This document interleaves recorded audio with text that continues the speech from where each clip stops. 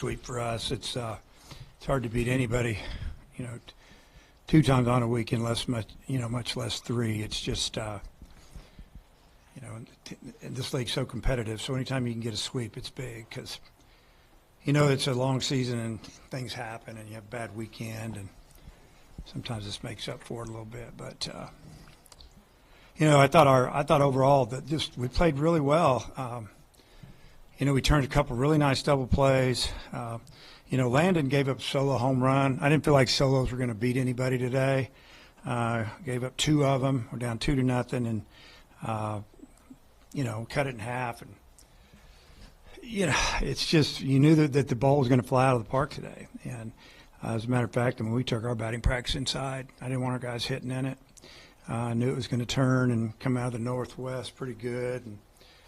And Coach Thompson and I talked about it last night after the game. We just go work on some things, work on hitting the ball through the middle and the other way, and I think it worked a little bit. But overall, just solid games. We played solid all weekend. I don't know if we made an error all weekend. I'm not sure, but I tell our guys all the time as well that if you pitch a little bit and you play really good defense, you're going to be in the games. And we have an explosive offense, and we put together a couple of really good innings.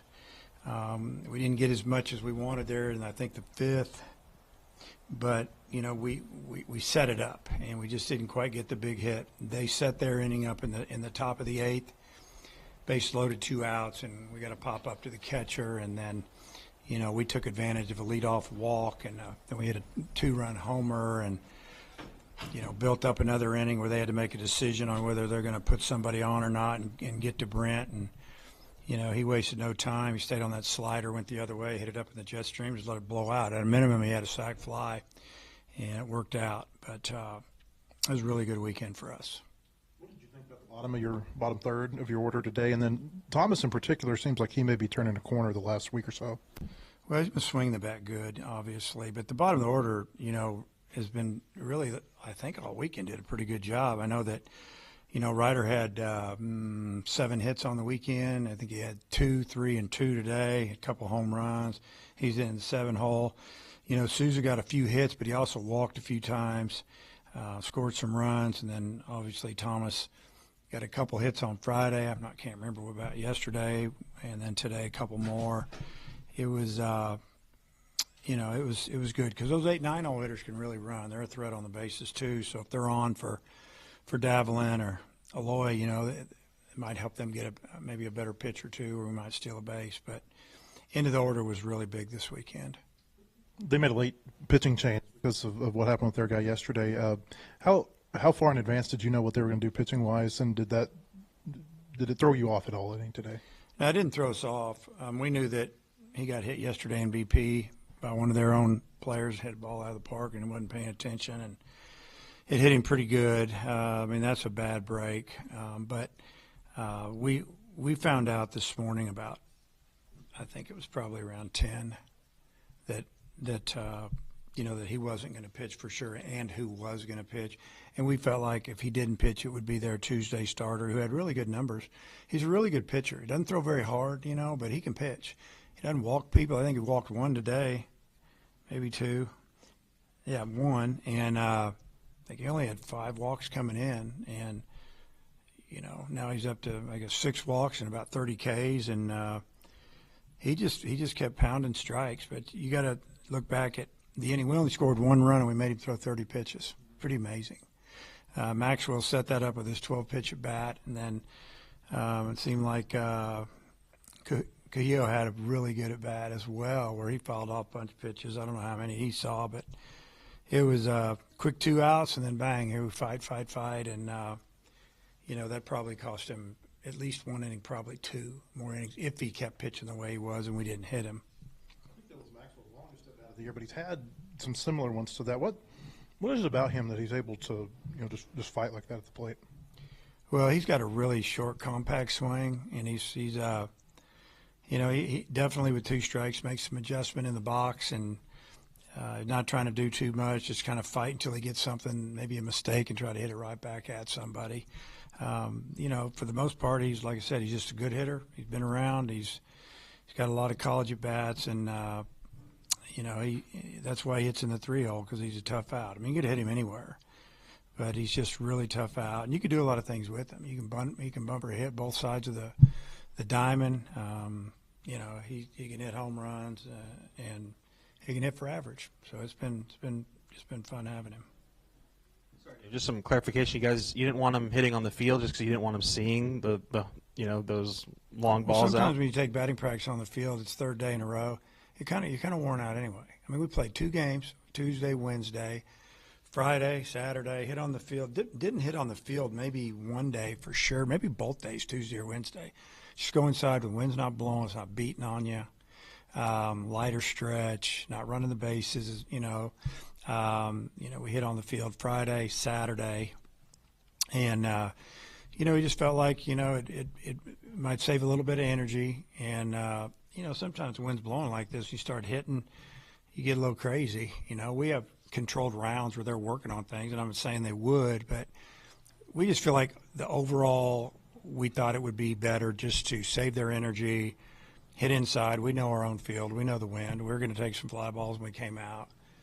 We did our little infield work and play. So we've been doing it a little bit. We've been doing it, and we've probably done it 5 or 6 times already this year.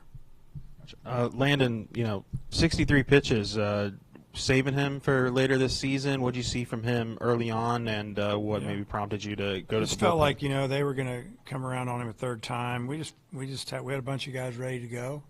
We don't want to leave him out there too long, and nothing. Yeah, I mean, we could have easily sent him back out the 6th, and he might have gone the 6th and 7th. But yeah, it's a long season. There's no particular reason. Souza, you mentioned him in the walks. I mean, we've seen him kind of get slowly better as the season's gone on. Is that kind of another sign of it? And I mean, is that maybe the last thing that comes with it? Is just being a little bit more patient at the plate and adding those base on balls to the hits?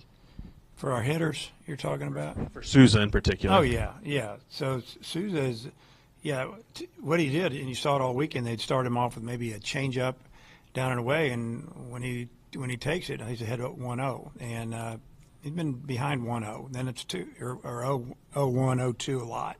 And I just see that he's seeing the ball better, and he's fighting better. He's a tougher out, and definitely his walks are up, and that means he's going to start hitting the ball better. I truly believe that. And Christian Fouch, I mean, is it mental maybe when the hit by pitches happen like this so consistently? Yeah, I'm sure it is mental. I think he just needs to go out there and pitch, quit worrying about everything, because it's like he's got to go out and do what he can do so we can pitch him. So it's his battle. He's got to win it. So we need him, and it's time for him to move on from this and do what he can do. Dave, talk about your offense. So I've been watching them, I guess, admiring from afar. Yeah. Could you discuss how the pieces have come together and have made them so productive? Well, I think it all started in the fall for the most part. We got a couple of kids to come our way, and we had some guys coming through, and there was a big emphasis on being a lineup that was relentless and powerful, and just fight, and make adjustments with 2 strikes. And we knew we were going to hit some home runs. I told her I like doubles. Doubles turn into home runs, and we play here. You never know which way the wind's going to blow. I mean, it'll blow in hard as blow out today. And we had 3 different winds this weekend. We had across pretty much in, and we had a different wind, and then a different wind. I mean, it's just the way it is. Our guys have learned how to handle it, and when you hit the ball hard through the middle and you work, and that's what you work at, good things happen. But I think with 2 strikes, we've done a really good job this year of fighting and getting pitch counts way up on pitchers, and we put together some really long innings and big innings and scored runs. Even like I said, I think we forced their pitcher to throw 30 pitches, and we only scored 1 run. But he threw 30 pitches, and the 1 run was on a home run. So that was kind of interesting. The other day, 2 outs, nobody on in the first, made the kid throw 45 pitches. with 2 outs, or 35 more pitches with 2 outs. It was amazing. So, yeah, I mean, it really answered your question. We probably have to sit and talk about it privately, and I can tell you some more. These guys will write all kinds of stuff, about it, and I don't want them to. So, I guess the other thing would be, was there a moment where you kind of realized what this offense could become? it was probably about a week into fall ball. We were going, okay, this guy's good. This guy's going to be fine. This guy's older. This guy's going to push this guy. And we faced our pitching, and our pitching was really good in the fall, and we hit it. And so that kind of was a telltale that, we could stack these guys, and it wasn't going to be like a 5 deep and then 4, the pitcher gets back to the top. It could be 9. And it got a lot deeper over the last few games, in my opinion, if you just look at what we've been doing all over the lineup. And one day it may be the middle or the top, and then it's the bottom. And, it's just like last weekend, Ole Miss, they walk, I think it was Logan Maxwell to load the bases. And Iredale hits the ball decent, but he hits into a double play, so it worked.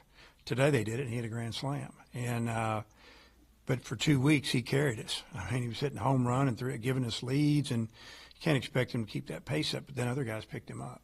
So you're never going to have 9 hitting at a time. But if you can have 5 guys hitting, the other guys working and working the count, even though they're not getting their hits, it's going to make it better for everybody.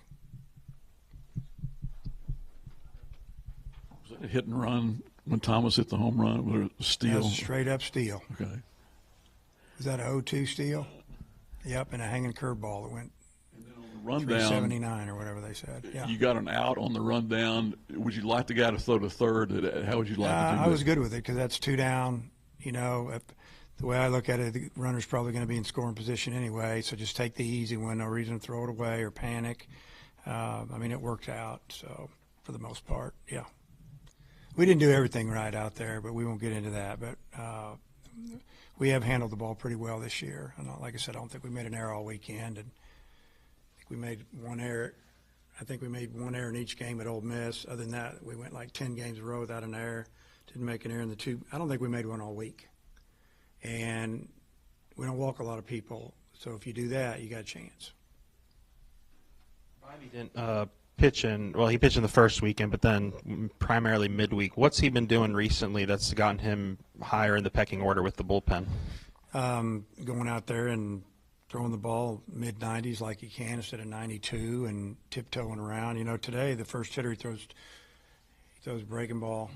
I think he threw, I don't know if he threw 2 breaking balls for strikes. He's supposed to throw a breaking ball in the dirt, leaves right down the middle base hit. And you're kind of going, wow. And he hadn't done that, but that is some things that had been going on, and he got away from that. He was spotting up heaters at 94. Against Ole Miss, he pitched great. And then midweek, we let him pitch, and then we said we got to pitch him again. And we were just trying to get everybody an inning there at the end. It wasn't like we weren't trying to win the game. We thought since we got Landon out of there, we got 4 innings to go. We got a 2-run lead, and we got 4 really good pitchers. And, Christian got off to a bad start, hits the guy with the first pitch up and in, and 2 pitches later, hits a double down the line. You go get him because, we didn't know if he was going to flip it.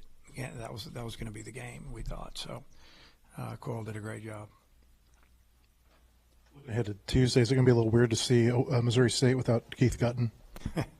Yeah, a little bit, but it seems like we played them so much. It's still Missouri State, and yeah, I haven't even thought that far down the road. Honestly, just want to get through today, but we'll take a day and a half off. We'll be ready to play, and I'll guarantee you I'll play a few guys that or give a few guys a break and play a few other guys to try to win a game.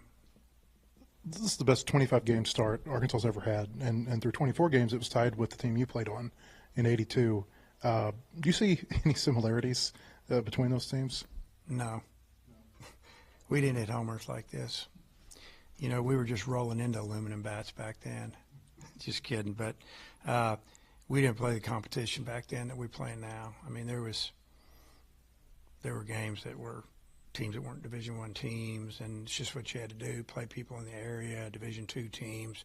Teams would come in for over spring break and I remember we played like 10 or 12 games over spring break at home, playing 2 7-inning games a day, and other teams were using our field up there as all turf. And, yeah, that's probably where we won a lot of them. But we had a good team. I think we were like 40-15 or something, but no, it's not as good as this team.